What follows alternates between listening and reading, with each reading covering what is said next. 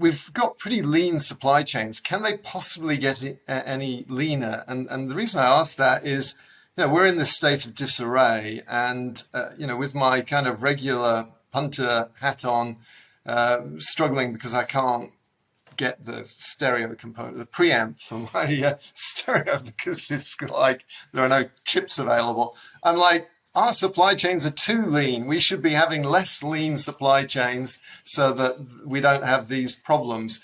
What's your answer to that? Is the problem that our supply chains are too lean, or are we just not doing lean in an intelligent enough way? Personally, I think it's both. I think it's been interesting to see, consumers now and, mainstream media now realize that we have a problem, but there's always been a problem.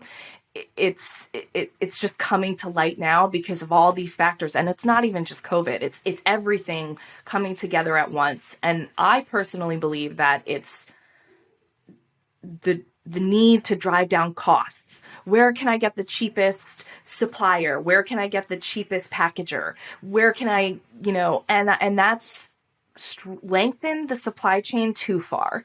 It's one of the reasons why sustainability in the supply chain is a real issue. And I'm glad to see a lot of major companies in the supply chain focus on sustainability issues, because the supply chain is the number one producer of climate change, Amen. and Amen. it's definitely globalization, I think, is a huge part of that. And it's not, and so we refer to sustainability with the 3 Ps: people, profit, and planet. So it's not just the planet. It's also, there's issues of slave labor that we don't talk about that much, because it's so far away, you don't really think about it. But, this globalization, I think, is the problem. So I don't think we necessarily need to reshore, because that's unrealistic. There's certain metals that you can't get in America. You have to go somewhere else for that. But bringing it closer together and not focusing on what's the cheapest way for me to do this and focusing on what's the smartest way for me to do this is definitely where I think we can fix this. But it takes working together. Yeah, and I agree with so much of what you've said, and I'm a bit of a tree hugger. I did a whole bunch of campaigning about alternative energy before I joined Williott, and when I had a bit more spare time. But I don't have that anymore. To be frank, I was getting a little depressed. I'm like, working at Williott's wonderful. It's, computer the size of a postage stamp, really cool stuff. But I'm like, the world's collapsing, and I'm living in California, and I moved here. One of the first things I saw was a wall of flame coming across the hill that backs onto the house where we live, and I've never been so scared in my life. It was it's just like, this is a real problem, and I'm like, how is my day job helping this? And then I realized, actually, this is hugely relevant, that if we can give people visibility onto their supply chain, I feel like this is not like a 10%, 5%, 3%, 2% marginal improvement. This could be massive because, well, my hypothesis is at the moment, most brands, manufacturers don't know what's in their supply chain. And when you don't really have visibility, if you don't know, we have like customers that have 100,000 wholesale outlets. There's a car parts company, and they're literally distributing these parts to 100,000 places. And yeah, they probably know what's in stock roughly at Costco and Walmart, but most of their channels don't have EDI, and they don't know what's there. And so what do? You have to make more. You just blindly produce twice as much as you need to. You have a huge truck that is going around to every one of these mom and pop outlets, and they say, oh, are you out of stock or not? And then, they don't know what's going to be out of stock, so they have to have 10 of everything. Whereas if they actually had visibility of what was in stock and what was out of stock, then they could have a smaller truck that was only driving to the places that were needed, and they could make half the stuff. I mean, maybe it's not half, maybe it's they have a 33% reduction.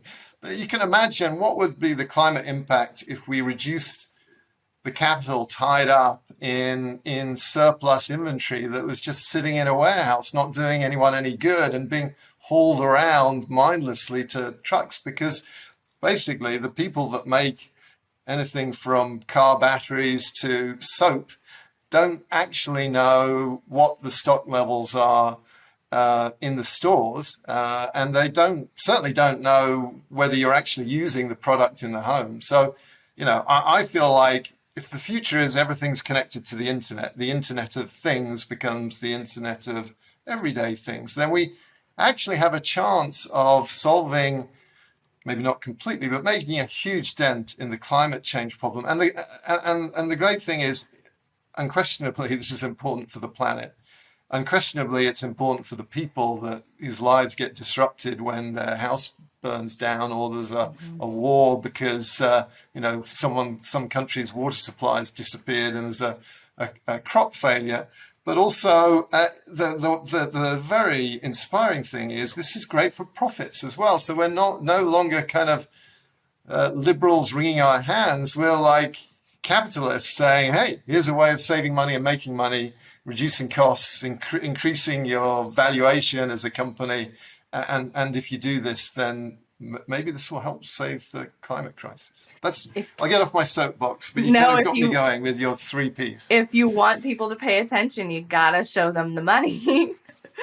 I mean, and I think that's a great point you brought up with your work and being conflicted about, thinking about climate change, but, maybe your work doesn't align with that. I felt the same way. But then I noticed, like, I can cover sustainability. So now I'm able to really focus on that and focus on the things that we need to do. And I've been interviewing people and asking them, what do you think? And I'm trying to, make that more visible and showing the mom and pop shops, the mom and pop warehouses that it can be done.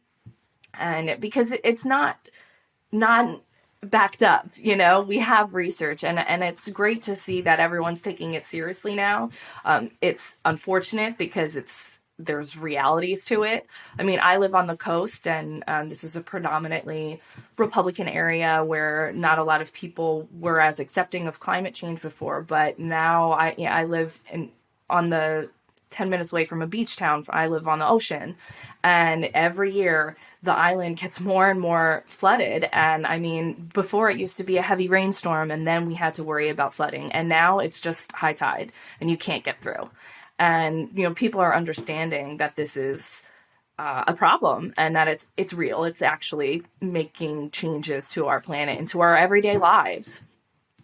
Yes, I totally agree, and it's nice. It's nice and nasty. It's nice that the climate change issue is now, I think, so bad that it's, in my opinion, beyond politics. It's about survival and profit, and it's impacting the bottom line, and so it makes sense for people to think about how they deal with it. And even if they don't believe in it, it just made sense from a marketing point of view to have your house in order and do the right thing. So that's good. Thanks for watching this clip from the Mr. Beacon podcast here on YouTube. You can listen to the rest of this episode on iTunes, Spotify, or wherever you get your podcasts. If you enjoyed it, please like and share this video, and be sure to subscribe for more weekly videos. For more information about Wiliot and IoT Pixels, head on over to wiliot.com.